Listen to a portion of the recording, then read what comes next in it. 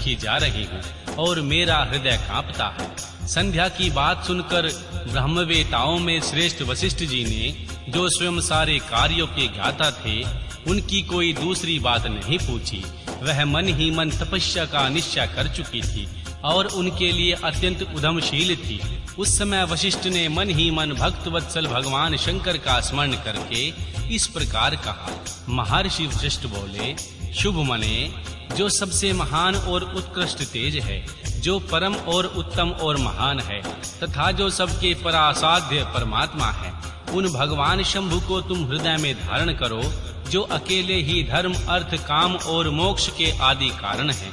उन त्रिलोक की आदि दृष्टा आदित्य पुरुषोत्तम भगवान शिव का भजन करो। आगे बताए जाने वाले मंत्र से देवेश्वर शंभु की आराधना करो, उससे तुम्हें सब कुछ मिल जाएगा, इसमें संशय नहीं है।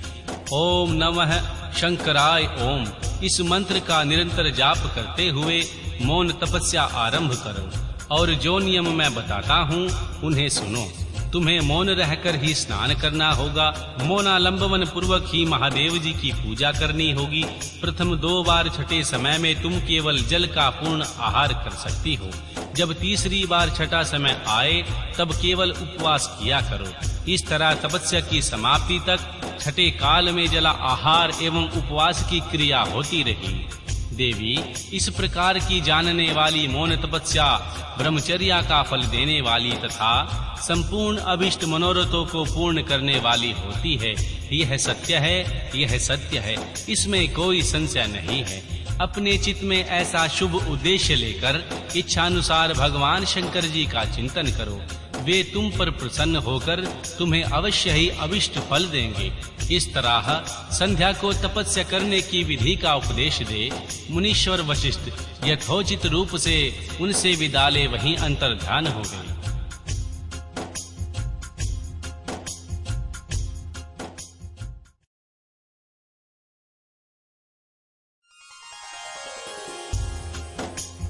अध्याय 3 व 4।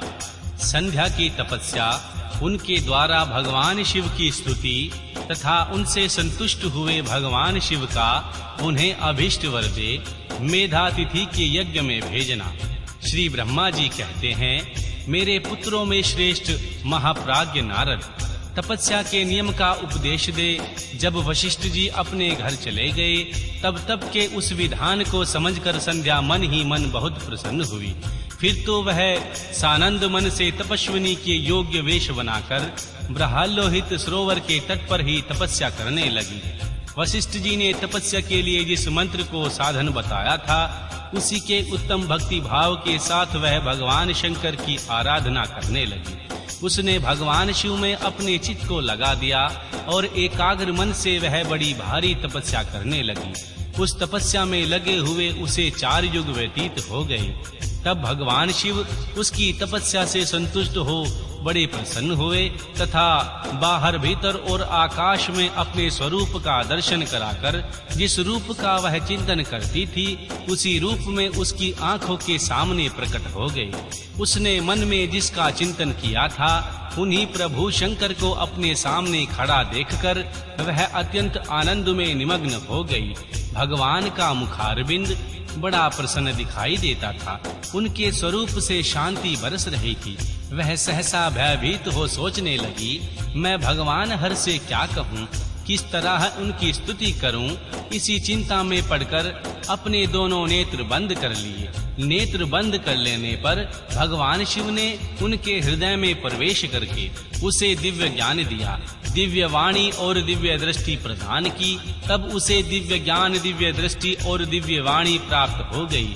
तब वह कठिनाइयों से ज्ञात होने वाले जगदीश्वर भगवान शिव को प्रत्यक्ष देखकर उनकी स्तुति करने लगी। संध्या बोली, जो निराकार और परम ज्ञानमय है, जो न तो स्थूल है न सूक्ष्म न उच्च ही है, तथा जिनके स्वरूप का योगी जन अपने हृदय के भीतर चिंतन करते हैं, उन्हीं लोक दृष्टा आप भगवान शिव को नमस्कार है। जिन्हें सर्व कहते हैं, जो शांत स्वरूप, निर्मल, निर्विकार और ज्ञानमय है, जो अपने ही प्रकाश से स्थित हो प्रकाशित होते हैं, जिसमें विकार का अत्यंत अभाव है, जो आकाश मार्ग की भांति निर्गुण निराकार बताए गए हैं तथा जिनका रूप अज्ञान अंधकार मार्ग से सर्वथा परे है, उन नित्यमय प्रसन्न भगवान शिव को मैं प्रणाम करती हूँ। जिनका रूप एक अद्वितीय शुद्ध बिना माया के प्रकाशमान सच्चिदानंदमय सहज निर्विकार नित्यानंदमय सत्य ऐश्वर्यों से युक्त प्रसन्न तथा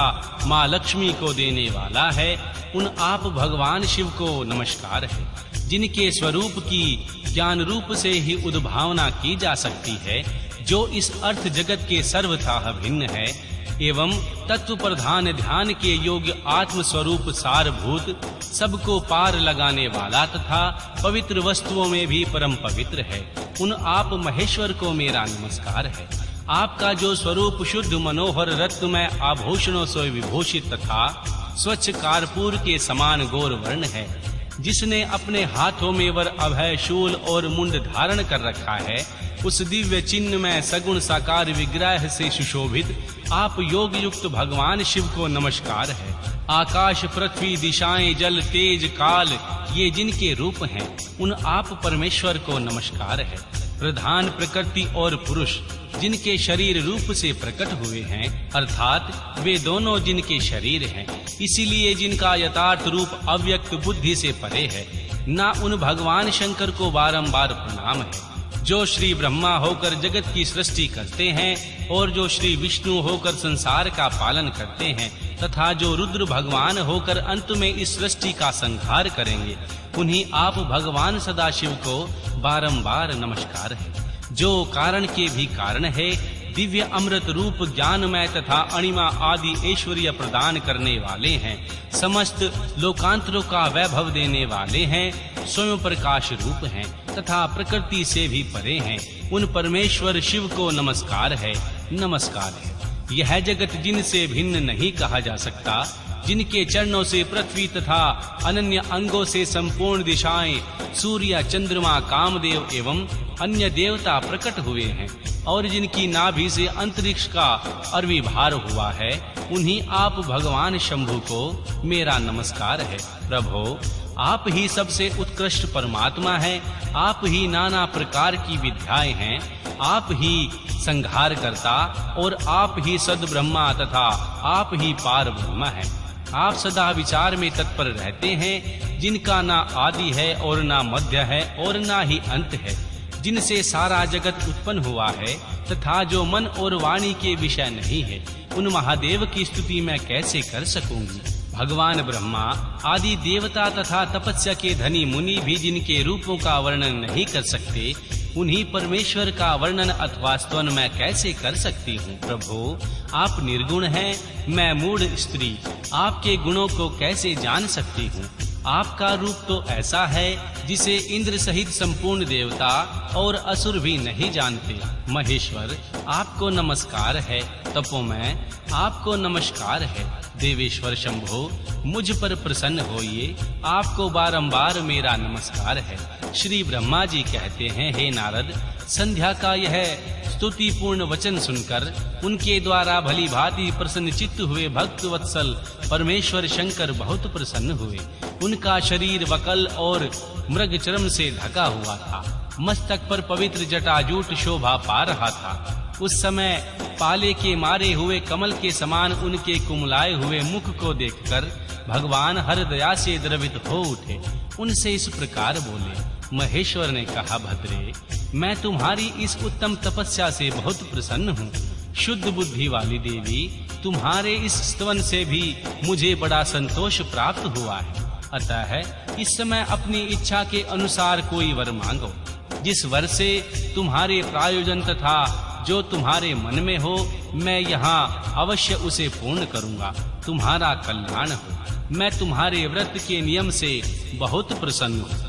प्रसन्नचित महेश्वर का यह वचन सुनकर अत्यंत हर्ष से भरी हुई संध्या उन्हें बारंबार प्रणाम करके बोली, महेश्वर, यदि आप मुझे प्रसन्नता पूर्वक वर देना चाहते हैं, यदि मैं वर पाने के योग्य हूँ, यदि पाप से शुद्ध हो गई हूँ, तथा देव, यदि इस समय आप मेरी तपस्या से प्रसन्न हैं, तो मेरा मांगा हुआ यह पहला वर सफल करें। देवेश्वर, इस आकाश में पृथ्वी आदि किसी भी स्थान में जो प्राणी हैं, वे सब के सब जन्म लेते ही काम भाव से मुक्त ना हो जाएं।